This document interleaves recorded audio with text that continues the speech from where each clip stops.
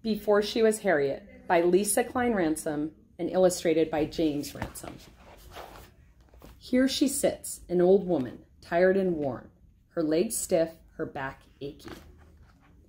But before wrinkles formed and her eyes failed, before she reached her twilight years, she could walk for miles and see clearly under a sky lit only with stars. Before she was an old woman, she was a suffragist, a voice for women who had none in marriages, in courts, in voting booths. Before her voice became soft and raspy, it was loud and angry, rising above injustice. Before she was a suffragist, she was General Tubman, rising out of the fog, armed with courage, strong in the face of the rebels, the planters, and overseers as they watched fields burn and bridges fall and 700 slaves stop chopping and start running to a woman who ferried them to freedom on the Combahee River, turned River Jordan. Before she was General Tubman, she was a Union spy, carrying secrets across battlefields to soldiers fighting in the Civil War for President Lincoln to end slavery. Before she was a Union spy, she was a nurse, caring for those hit with bullets and hatred and fear, tending to them with bandages and words in the bloody dirt of Southern soil.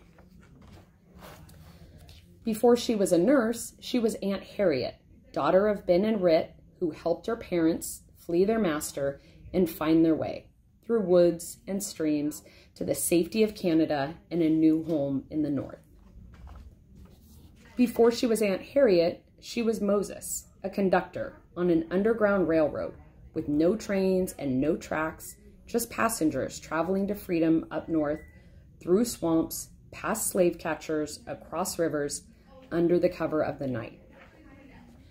Seeking the promised land for her people, led by dreams and God and faith, a wisp of a woman with the courage of a lion.